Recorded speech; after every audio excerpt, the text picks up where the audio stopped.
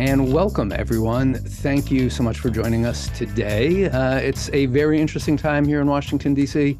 Sarah, it's also kind of an interesting time here in the AC offices, right? People may notice a slightly different perspective from us. I mean, yeah, we found out we can't plug in space heaters all at once here on the eighth floor of One DuPont. And I was just chatting with you, John, that I think somebody next door to me is playing video games, which sounds pretty fun. But John, I just got a note from our producers that you missed a part of your intro. Yeah, no, that's true. And I think this is in keeping with the theme of today's episode, which is around Chaos. chaos in Congress. It's Yep. chaos here in Washington, D.C. across the board. So yes, thank you, producers who remember all the things that we forget. I am your host, John Fansmith, AC Senior Vice President for Government Relations and National Engagement. And I am joined by, as I've already mentioned, and as you've already heard from, Sarah Spreitzer, my illustrious co-host. Well, great to see you, John. Great to see a different background for a Zoom meeting. I mean, that's looking on the good side, right? I'm sure there are many positives to look at in the chaos. That's right. I am coming from the president's conference room, which I should note is very well heated, unlike our suite of offices, and hence no need for space heaters over here. But speaking of chaos, Sarah, the real chaos reason people tuned in, as much as I'm sure they care about our office accommodations, what is going on with the House right now? I mean, right now as we speak, too, as a matter of fact. Yeah, I guess, is the vote actually going to start? So we went into this weekend thinking that Steve Scalise, moderate Republican or pretty moderate for the Times from Louisiana, had the votes to become speaker, or at least seemed to have the nomination through the secret ballot that they did in the Republican caucus. But then it didn't seem that he had actually the votes for the floor, so he withdrew. And the other person who has been actively campaigning for the job, Jim Jordan, a Republican from Ohio, who many people may know because he's chairing the Select Committee on government the weaponization actions. of the federal government. Correct. The weaponization of the federal government has also been very active in calling for President Biden's impeachment, has also denied the results of the presidential election. He is going to try to become elected speaker today. And so that is happening right now. Now, John, you probably remember that Speaker McCarthy, it took 15 times. 15 votes, yep. For him to get the number of votes that he needed. I think Jim Jordan's a very different person than Kevin McCarthy. And we were actually talking about it this morning that Kevin McCarthy, right, kind of campaigned and sold himself as a moderate that perhaps would be able to make everyone happy while making no one happy. And he did reach across the aisle and get the debt limit figured out in the spring and seemed to have some agreement with the Biden White House. Jim Jordan is very much a different person and politically extremely different. So do you think he's going to be speaker? Yeah, I mean, there's a couple different things to unpack there, right? That crossing the aisle debt ceiling limit deal, that was really the beginning of the end for Kevin McCarthy, right? That was what enraged the most conservative members of his caucus to begin with. And it was the final straw was obviously, passing the continuing resolution to extend federal funding with Democratic votes. We still have a continuing resolution, that extension that expires November 17th. Whoever is campaigning, whoever is ultimately selected speaker, if it is Jim Jordan, if it's somebody else, will still have to deal with that. And the same tensions will exist within the Republican members of the House, that there are some members adamantly opposed to it, other members who very strongly want to see federal funding continued. Can Jim Jordan get over the threshold? Well, he is, as pointed out. They are just now beginning the move to vote. There are speakers on the floor speaking to his candidacy. If you read the inside, Washington prognosticators, as of this morning, at least what I saw was there were at least 8 to 12 public no's among Republican members. Reminder, Congress is so tightly divided that Jim Jordan can really only afford to lose 4 Republicans and still win. 5 Republicans oppose him. He will not advance. Democrats will likely, Majority Leader Hakeem Jeffries said yesterday, they'll continue to vote as a bloc as they have in every other speaker election, which would be to nominate Hakeem Jeffries to be the speaker. So this is really a battle amongst Republicans. Can they get to that 217 vote threshold? It's going to be tough, right? I don't think a lot of people think Jim Jordan has votes. Over the weekend, there were 50 or so no's. He's worked very aggressively to bring people over. It's just kind of hard to envision on the first vote. Now, apparently, and as this is worth noting, Benjamin Delp in the comments mentioned that there is one member, and I'm blanking on his name, but he is a Jim Jordan supporter. He will not be in the chamber today. He is coming back to DC tonight, probably not in time for a vote, which makes the threshold even lower. It's down to 3. So put all that together, it's a big obstacle for Jim Jordan to pass. You pointed out Kevin McCarthy went to 15 votes. Jim Jordan has said he will do whatever it takes to secure the speakership. You know, Kevin McCarthy had months and months to prepare for this, to lobby members to support him. And it took him 15 votes, making concession after concession. Jim Jordan's had about 5 days to prepare for this. And there's not many more concessions he could theoretically make to bring members over. So it's going to be a very tough process. And you face, you know, as chaotic as it seemed when Kevin McCarthy was up, that was the beginning of a Congress. Things hadn't started yet. There wasn't that much immediate impact. This right now, we're in the middle of incredible global crisis in which Congress does play a role. We don't often think about this, but if we are going to provide financial support for Israel, which is strongly bipartisanly supported, President Biden has called for, if we're going to provide financial support to Ukraine, which has bipartisan support, at least in the Senate and the administration support, we need the House to be a functioning body to pass that legislation. And so I think people are feeling the pressure to stabilize the leadership. It's just not clear that they're in a place now where they can do that. Certainly, Jim Jordan has talked about that, rallying behind one speaker to manage the government's business. Just not clear that he has the votes to be that person. So, John, you mentioned the continuing resolution, which expires November 17th. So plenty of time. I don't understand, why you would be panicked about this. That, of course, keeps the federal government open and running, which is really important for our institutions. Whether or not they get to any agreement on the appropriations, because one of the biggest things in this speaker fight, right, is the deep, deep cuts that are being requested by the more the MAGA Republicans, or the kind of more conservative, fiscally conservative Republicans that were looking at like 20% cuts to the discretionary domestic spending, including higher ed. And you talked about the concessions that Jim Jordan can make, and we talked about this a bit this morning. I mean, to me, I think that he may be making some concessions already. Like, there were news reports, right, that he's talking about tying aid to Israel along to aid to Ukraine, which was one of the things that derailed Kevin McCarthy. I think on a continuing resolution, I think he will likely try to find a path forward. I think that he's going to try to get this speakership. And so I don't think that he's not going to try and negotiate on anything. I think he will be out there whipping the votes and trying to cut deals.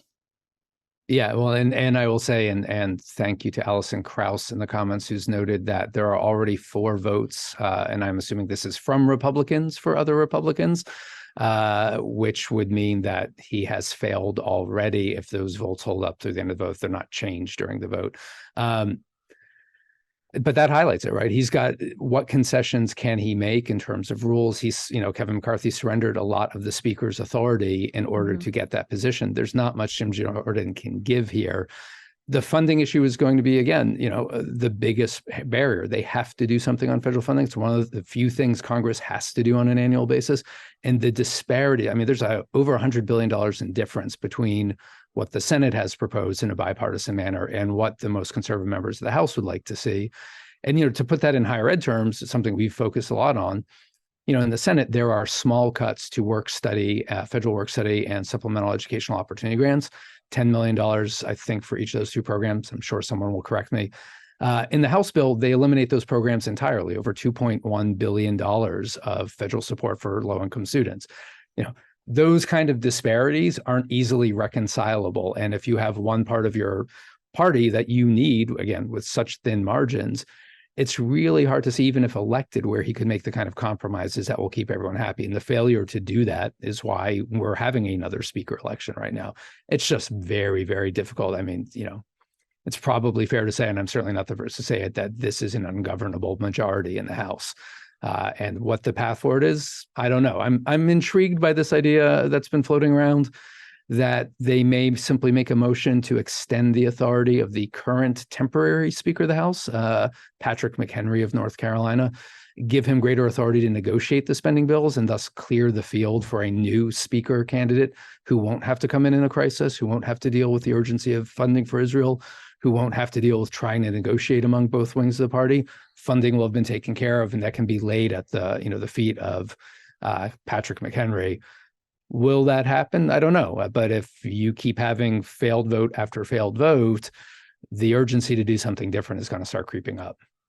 So, and John, I think we should make a bet on this, because yes, that would make sense, right? But that goes against our theme of chaos in Congress, which I don't think it's going to get any less chaotic. And we had a question from one of our longtime listeners, who asked, is this chaos, or is what is happening with the Speaker a normal exercise of government? And I think this is not normal. Yeah, and this is Bob Moran, old friend Bob Moran, asking, in a worldly context, isn't this a normal thing? And I think I would agree with you, Sarah. In a worldly context, other governments changing leadership within the majority party, not that unusual. But the one thing that's somewhat different, and there's been a number of articles about this, a lot of those governments are coalition governments where you have varying parties combining to establish a majority. We don't have that here. There's, for a variety of reasons, it seems almost crazy that we don't have some people moving amongst and forming sort of a centrist bloc that would have a majority. But that's just not done the way we do it. Republicans stay with Republicans, Democrats stay with Democrats, aside from voting on certain issues. You don't have that kind of coalition government you see in other areas. So Bob, I don't think that is a normal exercise of government, but we can talk about it later. Our producers are urging us to move on to more higher ed specific issues. Okay. This is a continuing tension. I could talk about this all day, as you know, Sarah, but we will move on. Well, I think our next question is, we could turn it back to higher education, right? What does this mean for higher education, the fact that there is no Speaker of the House? And we talked a bit about the fact that we have this continuing resolution until November 17th. I don't think anyone is really panicking yet that we're not going to have a continuing resolution after November 17th. I don't think the outlook is really great for regular appropriations process at this point. But what can the House do with no Speaker? So right now, the interpretation of what the House can do with no Speaker is almost nothing. The understanding of what the temporary Speaker's authority is simply to elect a new Speaker. That's why they'd have to really vote to give the temporary Speaker more authority. Mm-hmm. This chaos, it means a lot for higher ed, right? There are a enormous number of things, funding specific, that need to be addressed. I talked about, student aid, but there's research funding, there's Title III and Title V support for institutions. It's not just, can we get this hurdle of another extension CR done? Can we maintain simply government operations? It's, what does the next year of funding look like? And of course, we are already into the federal fiscal year. The longer we push in, the harder it is for agencies to operate, the changes it makes to the way they allocate funding, the uncertainty about what that funding will look like. Again, if you are a campus, you've already, started your fall semester, most likely. If you are looking ahead to next year and the outlook is a slight reduction in work study funds, or the complete elimination of work study is something you provide to your students, these are very meaningful and consequential actions, and the balance of power in the House is going to determine a lot what those final outcomes will look like. So it is a huge deal. The other thing is there's not a lot of time left, right? I mean, November 17th, maybe people aren't panicking. It's about a month out. There's only so much floor time to do things. And the more time they spend simply getting back to zero, the less time there is to do the actual substantive work to get funding over the finish line. There's a spillover effect across all areas of federal operations. The chaos is real, right? So when Congress is usually stalled or not able to move things, we usually see the executive branch becoming more active. And I know that there's some stuff going on at the Department of Education regarding rulemaking. Is there anything you want to flag for the listeners?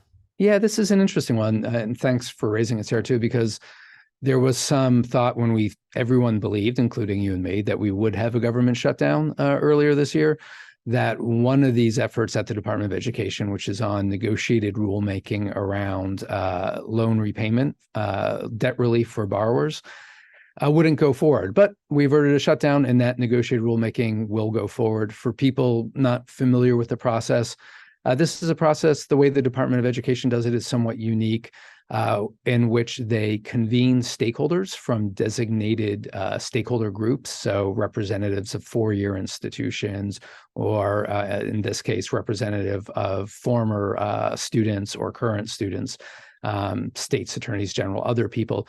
They bring them to the table for sessions, 3 successive months. First one was October, started last week. And they essentially talk about what the Department of Education wants to accomplish, what they can do within regulation to do that, and ultimately, hopefully, lead to consensus language among the stakeholders that then becomes new regulations. This process, the one that started last week, is really looking at providing relief to 5 categories of borrowers. They're getting into the details of it, but really the big takeaway, and I think the thing that in some ways surprised people, was right before the Friday before the session started, the department put out this announcement that they were targeting these 5 groups of borrowers for relief. It had been widely considered that this rulemaking, it was announced immediately after the Supreme Court struck down the Biden administration's loan forgiveness proposal, broad-based loan forgiveness proposal. And it was seen by a lot of people, including me, as essentially a response to that Supreme Court decision, that they would attempt to take another crack at broad-based loan forgiveness. And that's not what they're doing. They are doing a much more targeted, much more nuanced approach to forgiveness. Regardless of your opinions on loan forgiveness, this is something at least that seems much more within their authority. People may debate that too, but they made it very clear in the first session this week that this is not about broad-based loan forgiveness. This is not about a universal forgiveness program for borrowers.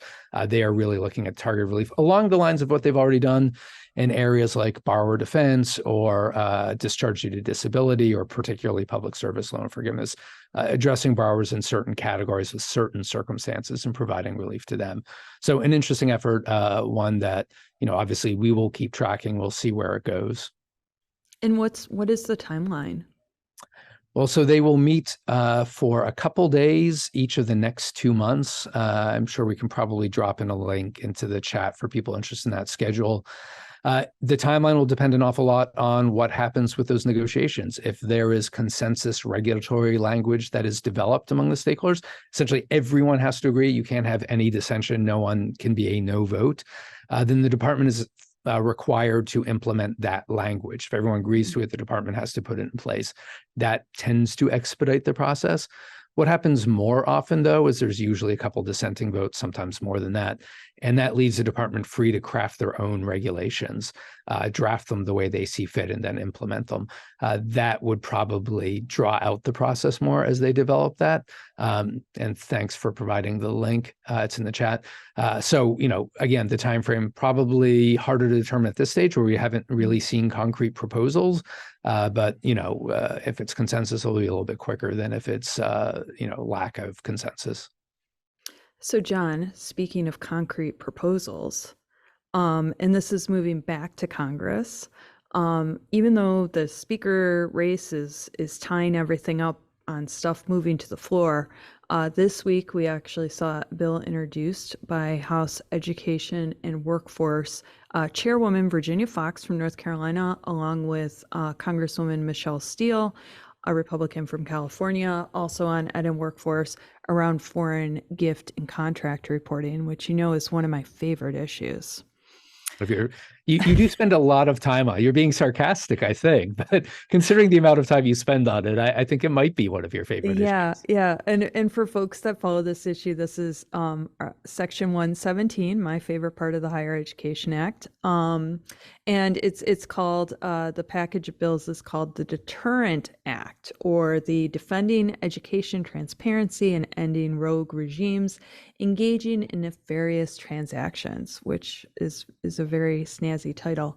Did you recall that from memory, or was that written No, down? I have it next to Oh, me. okay. I was going to be very impressed, but now, yeah, Oh, not I so should much. have said I'd memorized it already. I mean, it's not, going to move to the floor right away, so I don't have to memorize it yet, but I think it will be something that we'll be talking about for a while. And basically it amends Section 117 and creates a whole host of new reporting obligations under Section 117 in the Higher Education Act, including a requirement that certain institutions would have to get any contract with a concern, which would be China, Russia, North Korea, or Iran, approved by the Secretary of Education. And so it's a whole host of new reporting requirements, new sign-offs that would be required by the federal government. And this is all, I mean, I've talked about this before, the ongoing concern about foreign money coming into our institutions, or partnerships that our institutions or our researchers may have with other countries, specifically around China. So the bill hasn't been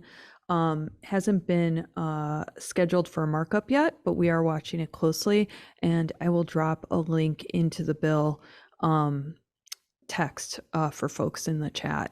And But it's Sarah, interesting. Oh, sorry, go ahead. just going to say, for people who may not be familiar, what's a markup? Oh, sorry. That's when the committee actually considers the legislation and decides whether or not to make any changes and to pass it forward, setting it up for a vote on the floor. And I interrupted you. You're about to say something else too. Sorry about that. And I don't remember. It was something about Section 117 and how important it is. No, actually, I was going to say that, for Congress being tied up with the speaker race, it's interesting that there's a lot of things still going on in Congress. And, we are continuing to follow the conferencing of the fiscal year 2024 National Defense Authorization Act, which is one of those annual must-pass bills, along with the appropriations bills that, authorizes the Department of Defense to do all of their programming. For the past several years, we've been watching it closely because there's been new research security provisions. And, that conference activity is still ongoing. And we've heard from staff that they hope to have a bill to move to the floor by Thanksgiving. So, staffers continue to hold out hope. I was going to say very some optimistic. business will be happening. It's funny too, because I was talking to a congressional staffer this week, and they were joking about the fact that people keep asking, what's it like there? And they're like, basically the same right now. Yeah. It's if you're on the committee, you're doing committee work. Like the business of Congress, for the most part, below sort of the top level, is proceeding apace. So yeah, thanks for that update, Sarah. Yeah. There's one other thing, and we are going to actually turn in a minute to our colleague Heidi Tseu to talk a little bit about something new and pretty exciting here at ACE. But before we did, there was something we've been hearing a lot about from member institutions that I wanted to raise. And this is that a number of institutions have been receiving copies of borrower defense claims that have been filed against their institution. And I'll try to summarize this as quickly and efficiently as possible. But there is a long-standing provision in law that allows borrowers who have been defrauded or misled into attending an institution to have their student loans, their federal student loans, forgiven if they can document that they essentially entered into an education, took on loans under false pretenses. And that's been around for a long time. The Obama administration made some changes to that to essentially make it easier for borrowers to access that effort. The Trump administration re-regulated on that, essentially limited some of the relief that might be available and made it harder for those claims to be both filed and found meritorious. And then the Biden administration had finalized new regulations, essentially swinging the pendulum back to a lot where the Obama administration was, making it easier. That's a little bit of the background. The other thing is there have been some big class action lawsuits around this issue about both how the department's handling it and whether institutions have a responsibility to, or whether the department has the authority to take money from institutions to pay off these claims. That authority exists in law. It's used under certain circumstances, recoupment of funds. All of this is built up to what's happening on campuses, which our campuses are now beginning to get a lot of these claims filed. We've heard from campuses that received 30 in one day. We heard from a campus that received 80 within a week. In the last few years, prior to the last few years, it would have been incredibly rare for a nonprofit institution to see one of these. And even in a proprietary space, these tended to be only raised in places like ITT and Corinthian, where you had large multi-campus chains that collapsed.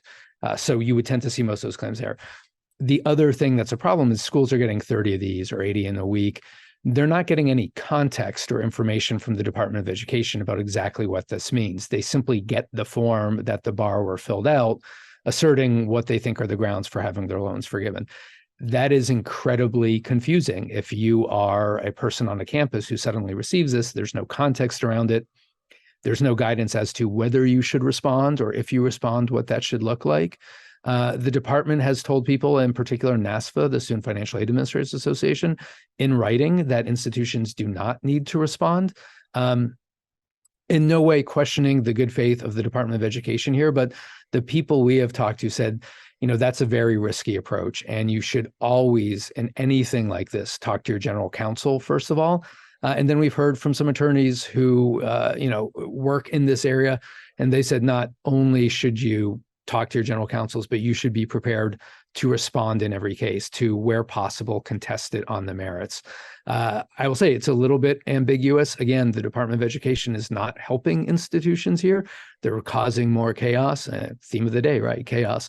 They're causing more chaos on campuses than I think is probably necessary, and a little bit of additional information could help alleviate.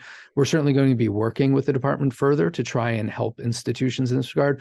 We're also going to keep looking at what are the appropriate ways to respond and provide some additional context and information for schools. So if this is happening on your campus, if this is something you're worried about, one, feel free to reach out to us to talk to us about it. We'll be happy to update you on what we know. Two, keep an eye out. We'll hopefully have some more information that may help how your institution responds. It's a big issue, maybe a little bit below the radar, but something we're hearing about more and more. So wanted to raise that now. And John, is it, are these efforts being organized anywhere, or is this because student loan repayments have just started up again after the 3 years of COVID pause? Yeah, so I haven't seen anything that says to me this is a coordinated effort to file these claims. I think your point about we just restarted student loan repayment at the beginning of this month. After 3.5-year pause, there's certainly been a lot of attention on loan forgiveness and loan repayment, given the Biden administration's efforts and other issues. It's not entirely clear why suddenly you're seeing this. I will say why they were filed. Why you are seeing them as a result of a specific court order that's ordered the Department of Education to clear a large existing backlog of claims. So they are now just pushing these claims out to the institutions to clear their backlog in compliance with the court's order. It is a very complicated environment. Should have mentioned this at the top. Those lawsuits I mentioned, they are putting requirements in place on the Department of Education. They are blocking the Biden administration's rules, the ones that were passed in 2023, from going into effect.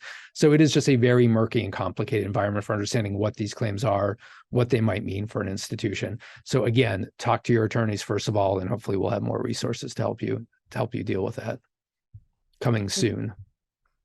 I think that's very helpful for institutions. And speaking of things coming soon, I just teased this. I don't know if this is the most awkward segue ever, but we are joined by one of our colleagues with power in their office, Heidi Tseu, who I am very pleased to introduce to the broader dotEDU live community. Heidi is AC's new Assistant Vice President for National Engagement. And Heidi, I might just turn over to you to talk a little bit about what the Office of National Engagement is and why you're joining us today. Sure. Thank you for having me. Hello, Sarah. Hey, John. So this is a new initiative formed by ACE. I've now been with the organization for exactly a month now. My power is very strong over here. I did turn off my space heater to avoid the background noise. But the initiative was formed as a result of these national trends of attacks on sort of principles basic to higher education. I think that's the best shorthand for it. We were seeing a proliferation of these anti-DEI bills coming from a state level, but not just that they existed, but that they were being replicated across borders. And I think there was a sense from that trend that there needed to be some sort of, concerted response to dealing with it on that broader basis. And so I like to say, on one hand, yes, the formation of this office was a result of that threat and these challenges. But in the last month that I've spent talking to our colleagues, talking to our sister associations, other stakeholders in the higher education space, there's a lot of interest for just overall state engagement. And how do we sort of provide these lessons across state borders, share best practices, and organize our efforts so that we're not just looking at a defensive approach, but we're looking at a proactive approach. So it's exciting stuff. We're still in the development phase, but it's been a very positive reaction across the field. And so as part of those conversations, Heidi, what, as you're surveying the landscape, what stands out to you as you talk to people? I think the strongest part is that the resources are there. I think there are resources within ACE clearly. I think we're sort of well situated in this space because we have the breadth of membership. We're sort of representative of all diversity of types of institutions. And so we can sort of look across those themes. But what we're hearing is that this sort of base assumption that higher education has had, that people just understand the value proposition of higher ed, and that sort of, calculation is assumed to take place in sort of the public mind, in the mind of our state legislators, in the mind of the stakeholders that are having these conversations in City Hall. That's not quite there anymore. And so it is on us to think about how do we reach out to all these different resources that exist, but haven't necessarily communicated across borders, and think about how do we leverage all of our respective knowledge and experience and connections to figure out these conversations on a national level. We can't sort of play whack-a-mole here. We have to think about, how do we take something happening in South Carolina and talk to people in, Oregon about what they're dealing with. So it just, one is that there's a need. Two is that the resources exist. So it's really about convening those resources and putting some focus on how to thoughtfully leverage those resources.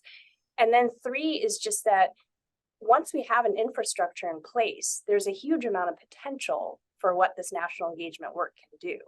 I think there's a lot of value that higher education adds to our local communities.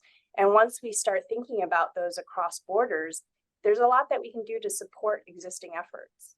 I'm always struck, Heidi, by the fact that some of these issues happen in a state, but then get picked up in another state. And there are resources that one state can offer to another state group that's looking at, how to talk about these issues. I'm thinking about the issue of accreditation, right? Which was looked at in state legislation in Florida, and now it's been picked up in North Carolina. And I think our members are looking for ways to talk about how these issues impact them in a national way, even though these efforts are actually happening within the states. They really are. I like that your office is called National Engagement, because it is, even though we're talking about some issues that may be raised within state legislature, these are national issues of importance. I think that's exactly right, Sarah. And I think that's reflective of a national trend. And I mean, I hate to go back to your beginning about the chaos, but, we've seen a lot of these debates that haven't been able to sort of get footing on a federal level move to the state level. And it's all the stakeholders, right? The whole party is moving there. It's the advocacy groups, it's the interest groups, it's the stakeholders, it's the public. And you'll find that state policy is, I mean, I'm a little biased because this is my area, but it's just such a robust place for people to engage in public policy debates. And so when you sort of get in this space and you realize, oh, wow, I can get a bill through, I can have a representation of what my impact should be on a national level, and all I need to do is start going state by state. I think more and more organizations and people are moving there, and we're just going to continue to see this trend grow. Yeah, and so Heidi, I think we certainly in higher ed have watched these developments with great concern. One of the things also that frankly overlays a lot of this is we're simultaneously having this conversation nationally about, is college worth it, right? And you and I have talked about, I mean, here at AC, we've talked about this quite a bit, but the value proposition of higher education. Do you think that has an impact on some of these, something like an accreditation discussion within Florida and North Carolina? Do you see any relationship there? Yeah, I think that goes back to our foundation. What is higher ed in people's minds as they think about, okay, I mean, the North Carolina law, for example, what is sort of the policy underpinnings for why they want accreditation to switch every cycle? What is it that they think they're trying to achieve there? And what are they going to get out of it? And I think those are the conversations that we need to be in the room before the law passes. I've said this before, by the time a bill is introduced, it's already too late, right? The stakeholders have come together, the public has engaged, and the legislators have come up with an idea for what they want to do. So what we're looking at here for this National Engagement Office is to really couple that education piece about why higher education matters. What are we doing? Sort of pull back the veil of why we do the things we do and the way we do them. And then couple that with our shared goals that we have with our state legislators and with our public. And I think there's a lot of place for agreement there. And that's something that we're really just going to try and build some trust and some networks around. That seems much more hopeful than the federal government. You can come over here if you want, Sarah. Okay. I think Heidi's more hopeful than you and I are, Sarah, just by nature. Sorry, guys, I feel bad for you. Well, Sarah, I know we also had some questions come in while we were talking. Are there any we should touch on? We did have one that I think both you and Heidi could speak to is, when we're talking about campus free speech and DEI, like what is the Department of Education doing to be involved in some of these thorny issues? Yeah, and Heidi, you can probably talk about it from the state side, at least from the federal government side. There's pretty strong limits on what the federal government can do vis-a-vis the states. The 10th Amendment exists for a reason, right? And beyond that, there's limitations on the Department of Education specifically about what they can do in terms of directing or influencing curriculum within schools, make decisions about admissions or about staffing. The federal government has a lot of limitations. There are certainly places where the federal government's interests around things like civil rights might trump state legislation.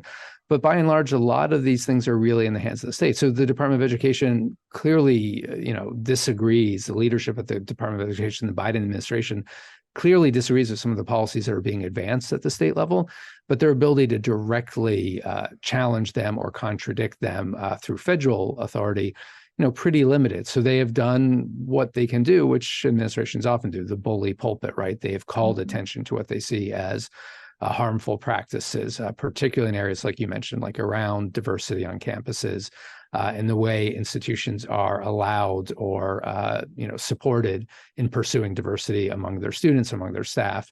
They are doing what they can, but what they can do is pretty limited. So a lot of steady drumbeat of attention in this area, but again, not much in sort of direct authority being exerted.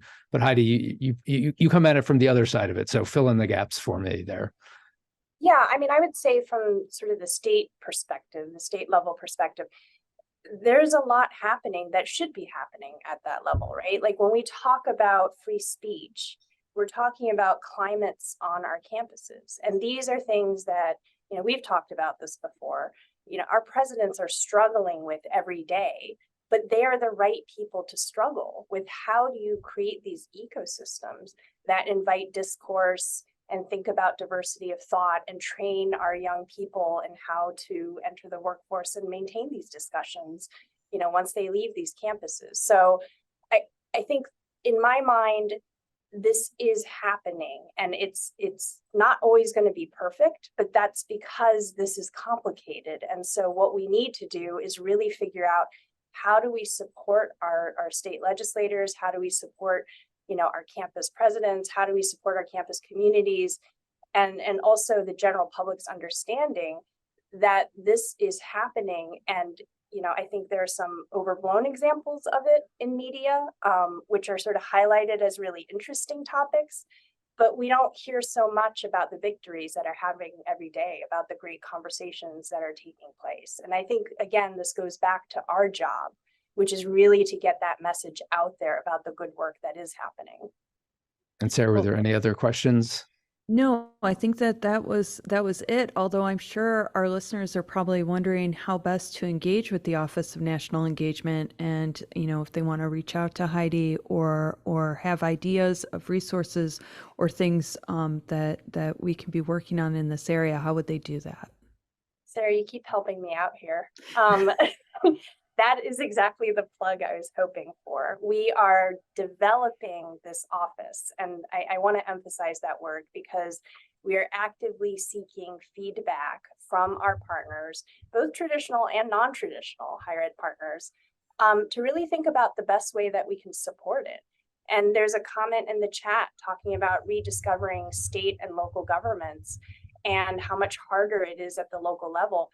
We're not looking to replicate work that's happening at the local level. We're hoping to recognize people and institutions that are doing that work and support them. And so we really need to hear from all the stakeholders and understand what it is that we can do to support you. And so I would encourage people to reach out to me, ACE, and we'd love to connect and have that conversation. And Heidi, your contact information is available on the ACE website for those who want to reach out to you directly. I think we all here at AC feel really good that you are here and taking on this responsibility. And based on the comments we were seeing in the chat, there are a lot of AC members and maybe even some non-members who are excited that this is something the organization is taking up. And I think we're in good hands with you at the helm of it. So thank you for joining us today and sharing a little bit more about that. And thanks to all of you for participating. As always, we are really driven by the great questions you ask and the interest you express in different topics. Glad to have you join us. Look forward to doing this again next month, and we'll see you all later. As always, you can check out earlier episodes and subscribe to dotEDU on Apple, Google Podcasts, Spotify, Stitcher, or wherever you listen to your podcast. For show notes and links to the resources mentioned in the episode, you can go to our website at acenet.edu/podcast. While there, please take a short survey to let us know how we're doing. You can also email us at podcast@acenet.edu to give us suggestions on upcoming shows and guests. And finally, a very big thank you to the producers who helped pull this podcast together: Lori Arnston, Audrey Hamilton, Malcolm Moore, Anthony Trueheart, Rebecca Morris, Jack Nicholson, and Fatma Gom. They do an incredible job making this happen and making John Mushtak and I sound as good as possible. Finally, thank you so much to all of you for listening.